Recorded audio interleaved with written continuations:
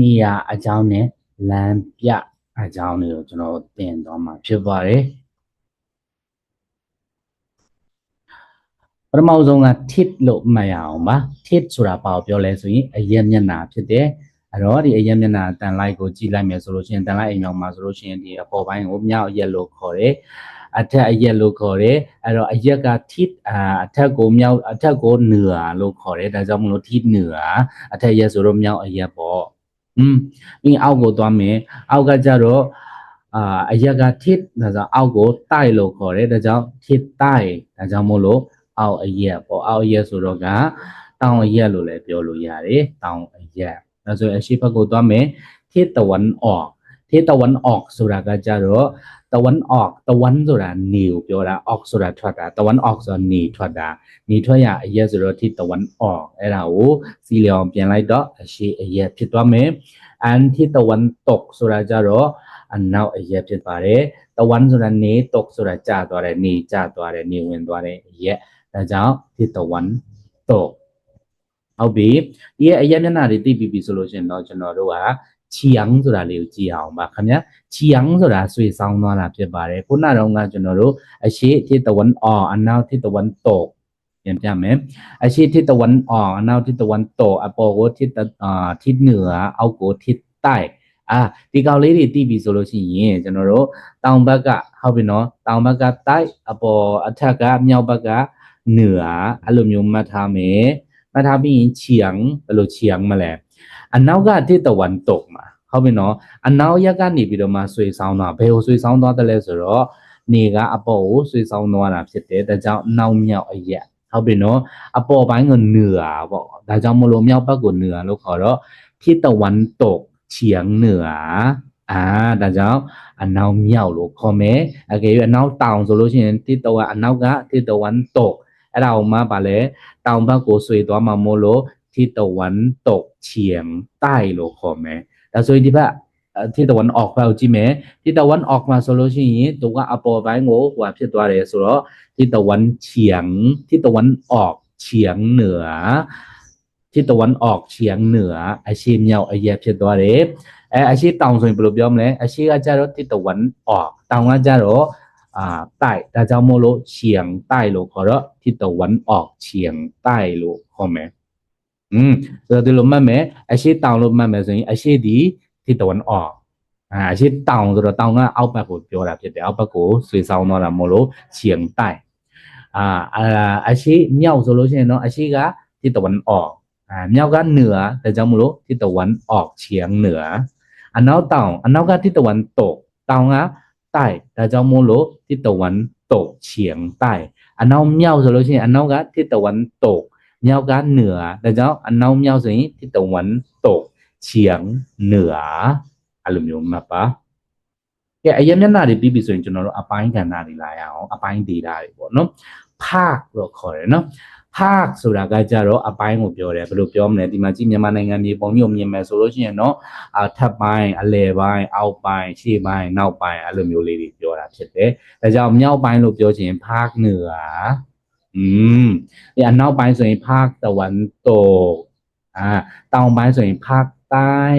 ဟုတ်လားနော်အရှေ့ပိုင်းဆိုတော့ภาคตะวันออกအလယ်ပိုင်းကျတော့ภาคกลางလို့ခေါ်မယ်ဟုတ်ပြီပြန်ပြောမယ်ภาคเหนือภาคตะวันตกภาคใต้ภาคตะวันออกภาคกลาง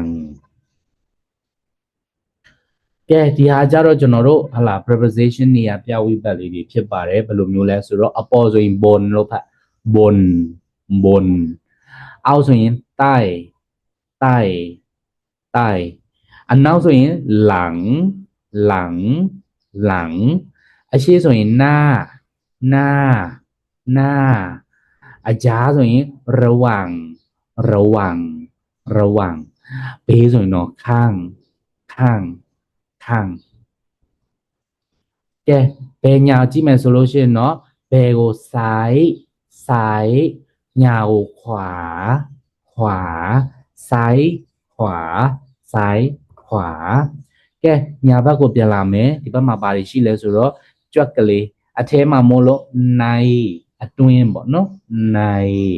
အပြင်ဆိုရင် knock knock နေ knock နေ knock ဝင်ပြီဆိုရင်เข้าထွက်မယ်ဆိုရင်ออกဆင်းမယ်ဆိုရင်ลงတက်မယ်ဆိုရင်ขึ้นဒါလေးတွေကတော့ကြက်ထားပါခင်ဗျာ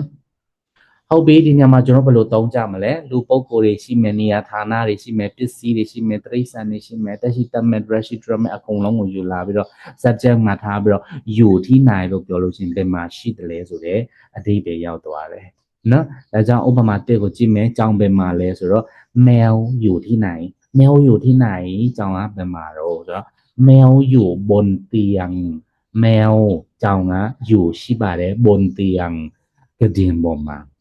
แมวอยู่บนเตียงကြောင်ကกระดิ่งပေါ်မှာရှိပါတယ်နောက်တစ်ခုဥပမာနှစ်ကိုကြည့်မယ်ခွက်ဘယ်မှာလဲแก้วอยู่ที่ไหนแก้วอยู่ที่ไหนแก้วอยู่บนโต๊ะกินข้าวแก้วอยู่บนโต๊ะกินข้าวခွက်ကသမင်းစားစပွဲပေါ်မှာ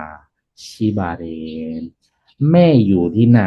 အမေဘယ်မှာလဲแม่อยู่ที่บ้านแม่อยู่ที่บ้านอเมเองมาบาโรงเรียนอยู่ที่ไหนโรงเรียนอยู่ที่ถนน8โรงเรียนเจ้างาอยู่ที่ถนน8ရှစ်လမ်းမှာရှိတာပါအဲ့တော့ဒီဘက်ကဘွန်ဆိုတဲ့ဟာလေးကိုကြည့်ပြီးတော့မှကျွန်တော်တို့ကအရှိမတင်ထားတယ်အတွင်းမှာလားအပြင်မှာလားဆိုတာလေးတွေသုံးလို့ရတယ်ဟလာနော်အပေါ်မှာလားအောက်မှာလားရှိမှာလားနောက်မှာလားဆိုတော့ပြောလို့လည်းရတယ်အဲ့ဒါလေးကိုသုံးနိုင်အောင်သုံးသပ်အောင်စာကြောင်းလေးတွေနဲ့တိဆောက်ကြည့်ရမယ်နော်โอเคနောက်တစ်ခုအကွာအဝေးမေးတာလေးကိုကြည့်အောင်အကွာအဝေးမေးတယ်ဆိုရင်တော့ကျွန်တော်သွားမယ့်နေရာလေးကိုစိတ်ထဲမှာသွားမယ့်နေရာတယောက်ကိုတနည်းမသိလို့ကျွန်တော်တို့မေးခြင်းနဲ့သွားမယ့်နေရာမသိဟုတ်လားနော်အဲ့တော့သွားမယ့်နေရာကိုအရင်ဆုံးပြောပြီးရင်နောက်ကနေရှိတယ်လို့ verb ကိုထည့်ပြောပြီးသွားလို့ရှိရင်ห่างဒါမှမဟုတ် glide တစ်ခုခုသုံးเนาะအနောက်ကနေจากလေးကိုတွဲเนาะပြီးရင်ရောက်ရှိတဲ့နေရာကိုရောက်ရှိနေတဲ့နေရာကိုတည်ရှိတဲ့နေရာလေးကိုထည့်ပြီးတော့ထောက်ရိုင်ဘလောက်ဝေးတယ်လဲလို့ပြောချင်တာမျိုးဟုတ်ပြီเนาะအောက်မှာဥပမာကြည့်မယ်โรงเรียนอยู่ไกลจากบ้านเท่าไหร่โรงเรียนเจ้าငါတဲ့อยู่ไกลအဝေးမှာရှိရဲ့จากบ้านအိမ်ကနေဆိုရင်အဝေးမှာရှိတာဘလောက်လဲတဲ့ဘလောက်กว่าဝေးလဲလို့မေးလိုက်တာเนาะဒါကြောင့်โรงเรียนညာဘက်မှာအဖြစ်โรงเรียนอยู่ไกลจากบ้านအိမ်ကနေဝေးတာဘလောက်ဝေးလဲ500 เมตร500 มီတာกว่าဝေးပါတယ်โรงเรียนอยู่ไกลจากบ้าน500 เมตร500 มီတာกว่าဝေးပါတယ်โรงแรมห่างจากร้านอาหารเท่าไหร่โรงแรมဟိုတယ်ကတဲ့ห่างกว่าဝေးပါတယ်ห่างจากလဲသုံးလို့ရတယ်เนาะโรงแรมห่างจากร้านอาหารเท่าไหร่ဟိုတယ်ကစားသောက်ဆိုင်နဲ့ဆိုရင်ဘယ်လောက်กว่าဝေးပါတယ်လဲประมาณ300 เมตร300 มီတာလောက်กว่าဝေးပါတယ်လောက်ဆိုတာလေးသုံးခြင်းประมาณဆိုပြီးတော့သုံးပေးမယ်နောက်တစ်ခုသွားမယ်ဝဟာရလေးတွေလာကြည့်အောင်ไกลเท่าไหร่ဆိုရင်ဘယ်လောက်ဝေးတယ်လဲเนาะ mét ဆိုတာမီတာကိုပြောတာကီလိုတို့ကီလိုမက်ဆိုတာလဲကီလိုမီတာကိုပြောတယ် and ประมาณဆိုတာခန့်လောက်ကဲနေရာဒေသလေးတွေလည်းကျွန်တော်တို့ကြည့်မယ်တလတ်ဈေးအနိုးစာဝလီမော်ကွန်နိုင်ကြောက်တိုင်ရုပ်တုတွေအဲ့ဒါတွေအနိုးစာဝလီလို့ခေါ်မယ်โรงแรมโฮเทลร้านอาหารစားတောက်ဆိုင်มหาวิทยาลัยตะกะโดสถานีดับเพลิงมีเตอร์สกาสถานีรถไฟมียทาบูดา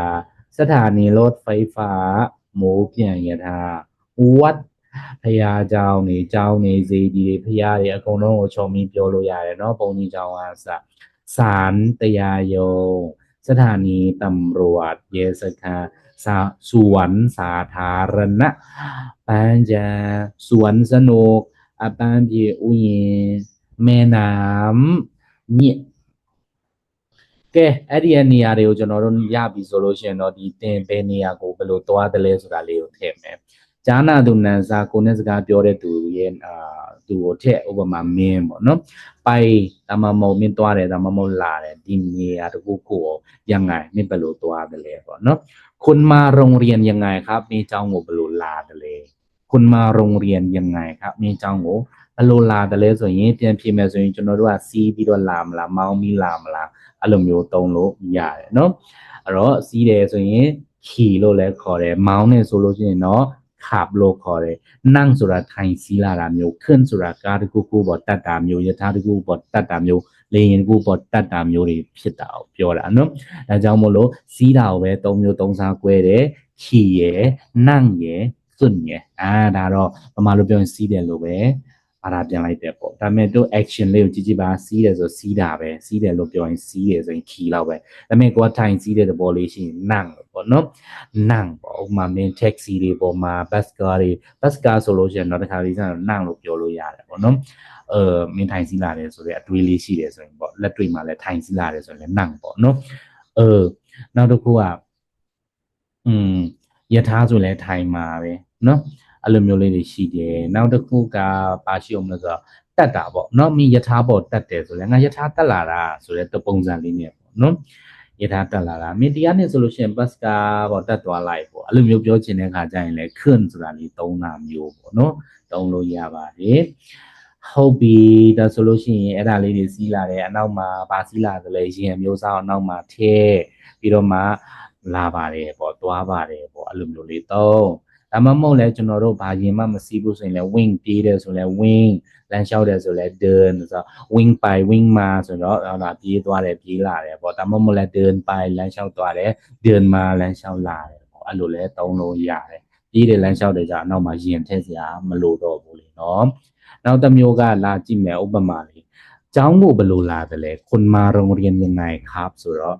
ကျွန်တော်စပိန်စီးလာผมปั่นจักรยานมาครับนะကျွန်တော်ปั่นจักรยานဆိုတော့ကျွန်တော်ဒီစပိန်စီးလာတယ်ผมปั่นจักรยานมาครับစပိန်ကိုစီးလာတယ်ဆိုတဲ့နေရာမှာ तू ကปั่นဆိုတာကြတော့စီးတယ်လို့ပဲပြောတယ်ပေါ့မြန်မာကျတော့စီးတယ်ပေါ့တကယ်တမ်းကျတော့ခင်ဗျာအဲ့ဒါကြီးကိုလှည့်ปั่นနေရတာလေဘိန်းလုံးကြီးကိုလှည့်လာတယ်ဆိုတဲ့သဘောလေးနဲ့သုံးတာဖြစ်တယ်ဒါကြောင့်ปั่นจักรยานมาครับဆိုပြီးတော့ပြောရမှာဖြစ်တယ်နောက်တစ်ခုမင်းအလုပ်ကိုဘယ်လိုလာတယ်လဲဆိုရင်คนไปทำงานเนาะคนไปทำงานยังไงล่ะครับแต่ခင်ဗျာအလုပ်ကိုဘယ်လိုသွားတယ်လဲနော်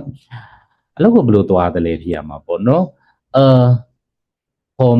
นั่งรถเมล์ไปครับကျွန်တော်ဘယ်လိုသွားတယ်လဲလို့မေးလိုက်နော်ဘယ်လိုသွားတယ်လဲผมนั่งรถเมล์ไปครับကျွန်တော်ကားစီးပြီးတော့ဘတ်ကားစီးပြီးသွားတာဟုတ်လားမင်းအလုပ်ကိုဘယ်လိုသွားတယ်လဲคนไปทำงานยังไงล่ะครับคนไปทำงานยังไงล่ะครับကျွန်တော်ဘတ်ကားစီးသွားတာผมนั่งรถเมล์ไปครับผมนั่งรถเมล์ไปครับဒီညမှာဆရာတို့ကအားလေးပြင်ပြရမလို့ဆိုရင်ဒီညလေးကိုဆရာကပိုင်လို့ပမာစာမှာဘယ်လိုသွားတယ်လဲတယောက်ကမေးတာပေါ့မင်းအလုပ်သွားရင်ဘယ်လိုသွားတယ်လဲအဲ့လိုလိုမေးတာနဲ့ပြောဆိုကျွန်တော်ဘတ်ကားစီးသွားတာစသဖြင့်အဲ့လိုမျိုးပြောရမှာဖြစ်ပါတယ်နော်ဆိုတော့ဒီမှာလာတယ်နဲ့သွားတယ်ဟိုဘယ်လိုတွေဟိုဖြစ်သွားတယ်ဆိုတော့မြန်မာနဲ့နည်းနည်းပြောင်းပြန်လေးမှတ်ရမှာဖြစ်တယ်ဥပမာပိုင်ဆိုတဲ့စကားသွားတည်တယ်သွားတည်ဆိုရင်မျက်စိထဲမှာမြင်ကြည့်ပါကိုဒီခြေတော့ကြွပြီးတော့တနေရခရီးတစ်ခုသွားလိုက်ရတာဖြစ်တယ်နော်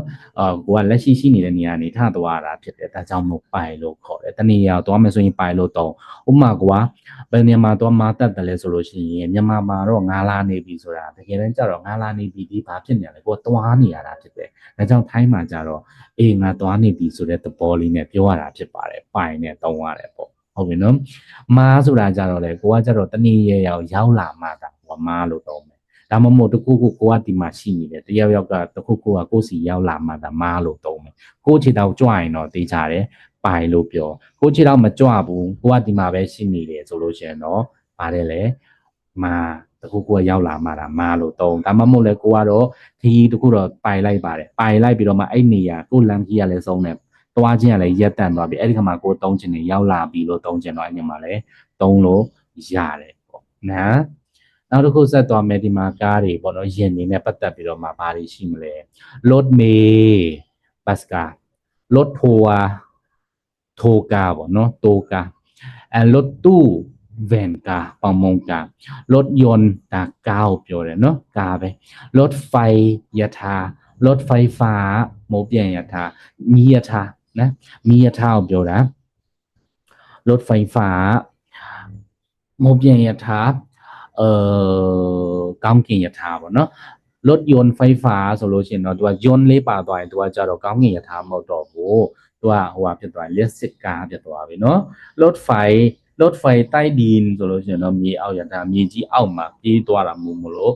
รถไฟใต้ดินလို့ခေါ်မယ်รถตุกဆိုတာကြတော့တုတ်နာမော်တော်ဆိုင်ဆိုရင်မော်တော်ဆို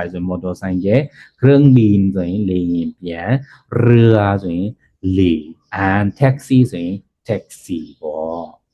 นะ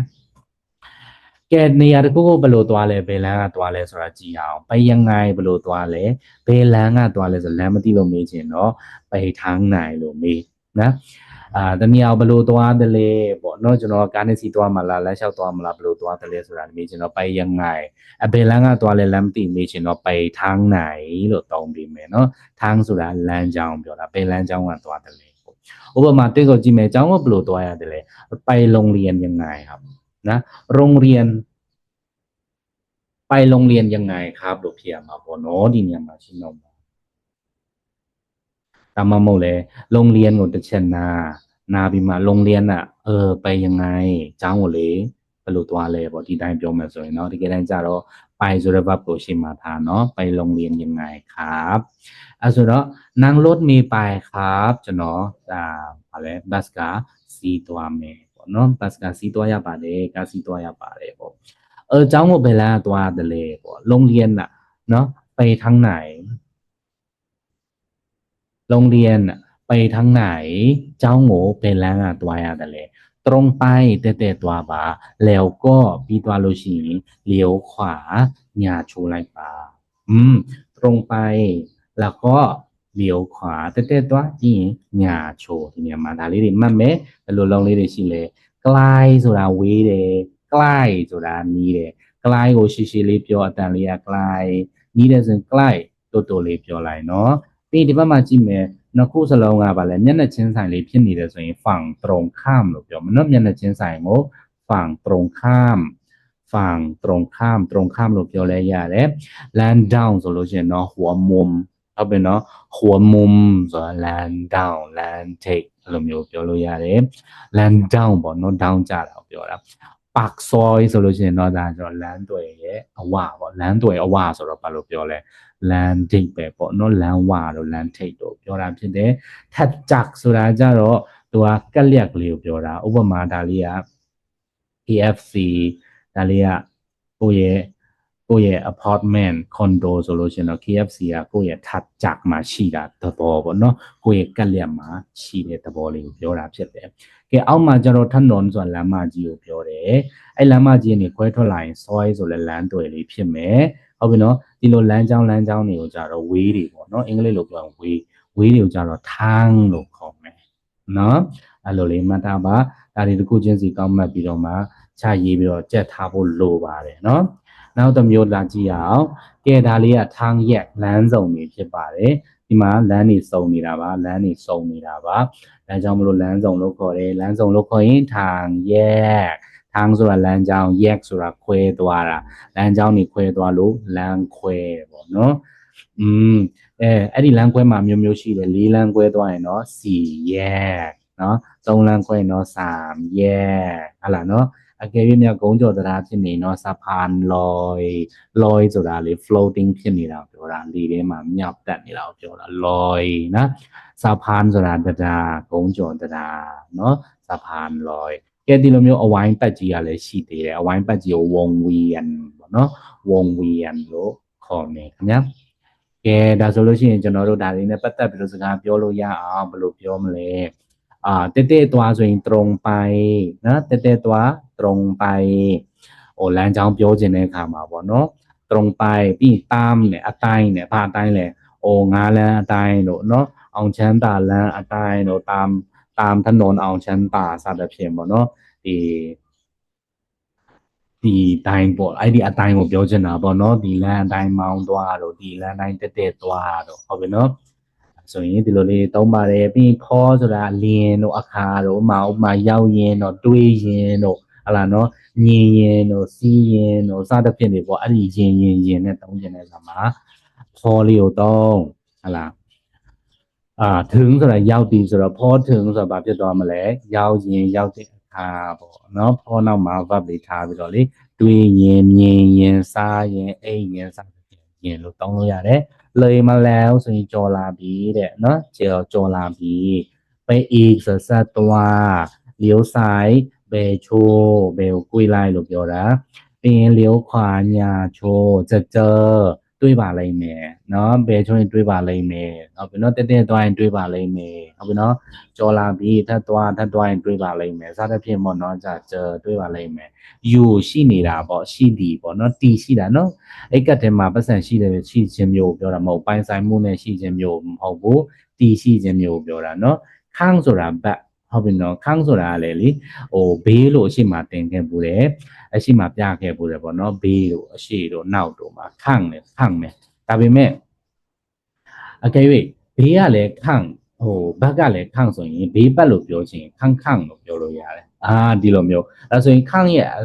ဒီနားလေးမှာကျွန်တော်ခန့် plus ပေါ့နော်ခန့်ဆိုတာဒီဘက်လေးရတယ်မှာအကယ်၍ကျွန်တော်အပေါ်ဘက်လို့ပြောချင်တယ်ဆိုပါဆိုအရှိမအပေါ်လို့တင်ထားခဲ့တာဖြစ်တဲ့အတွက်ခန့်ဘွန်လို့သုံးပြရမှာဖြစ်တယ်ခန့်ဘွန်บนတလုံးထဲဒီအပေါ်ပဲရှိပါတယ်ဒါပေမဲ့ခန့်လေးနဲ့တွဲရင်ခန့်ဘွန်ဆိုတော့အပေါ်ဘက်ဖြစ်သွားမယ်အဲ့လိုမျိုးเนาะပြောလို့ရတယ်နော်ကဲနောက်တစ်ခုလိုက်လာရလန်းပြန်လဲလာရလန်းပြန်လဲဆိုกลับไปทางเดิมกลับไปทางเดิมဒီလိုသုံးတာဖြစ်ပါတယ်အဲ့တော့ခုနကခန့်ဆိုတဲ့အပေါ်ဟာလေးပြန်ပြောမယ်အရှိမရှိနေတဲ့ဟာလေးတွေပေါ့အရှိမရှိနေတဲ့ကျွန်တော်တို့ဒီဟာလေးပေါ့ဒီနေရာလေးမှာပေါ့ခန့်လေးတွေထည့်မယ်ပေါ့နော်ဒီမှာဆိုရင်အပေါ်ပဲရှိသေးတယ်အပေါ်ဘက်လို့ပြောချင်ခန့်လေးကိုရှိမှထည့်ခန့်ဘွန်ဒီမှာခန့်တိုက်လို့တော့မပြောဘူးဒီကတိုက်ဆိုတဲ့သဘောတရားအောက်ဆိုတာနှမျိုးနှစ်စားရှိတယ်ဟုတ်ပြီနော်နှမျိုးနှစ်စားရှိတယ်အဲ့တော့ဘယ်လိုမျိုးလဲဆိုလို့ရှိရင်တော့စပွဲနဲ့ရှင်းပြရင်ပို့ပြီးတော့လွယ်တယ်စပွဲရဲ့ဒီလိုမျိုးအောက်မှာဆိုလို့ရှိရင်ဘာဖြစ်မလဲသူကတိုက်လို့ပြောမယ်စပွဲအောက်မှာမို့လို့နော် under ဖြစ်တယ်เนาะဒါကြောင့်တိုက်လို့ပြောမယ်တိုက်လို့ပြောမယ်အောက်မှာမို့လို့အကယ်၍စပွဲအောက်ဆိုတဲ့မျိုးလေးอ่ะလीเนาะဘယ်လိုပြောမလဲဒီနားလေးလောက်မှာဆိုလို့ရှိရင်ဒါအောက်လို့ပဲပြောတာဖြစ်တယ်เนาะအဲ့တော့ข้างล่างလို့ပြောမယ်ပို့ပြီးတော့ရှင်းလင်းတိကျအောင်ဆရာပြန်ပြောမယ်ရော့ဒါစာအုပ်စင်လေးရှိတယ်စာအုပ်စင်လေးမှာစာအုပ်တွေဒီလိုမျိုးထပ်ထားတယ်တော့ဒီစာအုပ်ကကြတော့ဘာဖြစ်တယ်လဲအပေါ်မှာရှိလို့ bone လို့သုံးလို့ရတယ်ခန်း bone ပေါ့ဟုတ်ပြီနော်အကယ်၍ဒီစာအုပ်ကဒီနေရာမှာရှိတယ်ဆိုလို့ရှိရင်တော့ခန်းလန့်လို့သုံးရပါတယ်ခင်ဗျာလန့်လို့သုံးမယ်နော်အဲ့တော့အောက်မှာလို့ပြောတာဖြစ်ပါတယ်ဒီတိုက်ရဲ့အောက်ကကြတော့ဒီစာအုပ်စင်ရဲ့ဒီအောက်ကိုရောက်သွားလိမ့်မယ်အဲ့ဆိုရင်တော့ဒီတိုက်နဲ့ပြောလို့မရအောင်ဒါလေးသဘောပေါက်ရမယ်နော်လန့်ဆိုတာကြတော့ဒီအောက်ကဟလာကျွန်တော်တို့အိမ်အောက်ကိုဆင်းသွားတယ်ဆိုရင်စဉ်းစားကြည့်အိမ်အောက်ကိုဆင်းသွားဆိုတော့အောက်ကမြေကြီးပေါ်ကိုပဲဆင်းသွားတာเนาะအိမ်ရဲ့အောက်ကြီးမြေကြီးအောက်တွေကိုရောက်သွားတာမဟုတ်ဒါကြောင့်မို့လို့ဆိုတော့တိုက်လို့ပြောလို့မရပါဘူးဆိုတော့ဒီလန့်ကကြတော့ခန့်လန့်လို့ပြောလိုက်မယ်အောက်ဘက်ခန့်လန့်ဆိုလို့ရှိရင်ခုနပြောတဲ့ခန့်လေးကိုရှေ့မှာထည့်ပြလိုက်เนาะဒီလန့်ကလည်းဗာပြောလဲအောက်ဘယ်လိုအောက်လဲအောက်ဘက်ရဲ့အောက်မြေကြီးအောက်ရဲ့အောက်ကိုပြောတာမဟုတ်ဘူးပစ္စည်းတစ်ခုခုရဲ့အောက်ကိုပြောရင်တော့တိုက်ဒါပေမဲ့အဲ့ဒီတခုခုရဲ့အောက်ကိုရောက်နေတာမဟုတ်ဘဲနဲ့ဒီလိုမျိုးဘေးထွက်နေတယ်ဆိုလို့ရှိရင်တော့အဲ့ဒီအောက်မျိုးကိုဆရာတို့ကအပေါ်အောက်မျိုးကိုဒီလိုလန့်လို့ခေါ်မယ်နော်โอเคအဲ့တော့ဒါဒီစာအုပ်ရှိတဲ့နေရာဒီအောက်မှာရှိတယ်ဒီအပေါ်ကစာအုပ်လေးရှိတဲ့နေရာဒီအပေါ်ဖြစ်တယ်ဒါဆိုရင်ဒါဒီဘွန်လို့ပြောဒါဒီလန့်လို့ပြောဒါဒီတိုက်လို့ပြောဒါဆိုရင်ပို့ပြီးတော့နားလည်သွားလိမ့်မယ်နော်โอเคဒါဆိုရင်နောက်တစ်ခုသွားမယ်ဒီဟာလေးတွေခန့်လေးတွဲပြီးပြောမယ်ခန့်လန်းဆိုနောက်ဘက်ရှေ့ဆိုရင်နရှေ့ဘက်ဆိုရင်ခန့်နအဲ့လိုသုံးလို့ရမယ်ဟုတ်ပြီနော်အကြားဘက်ဆိုတော့မရှိဘူးလေနော်လောက်ဝငကြတော့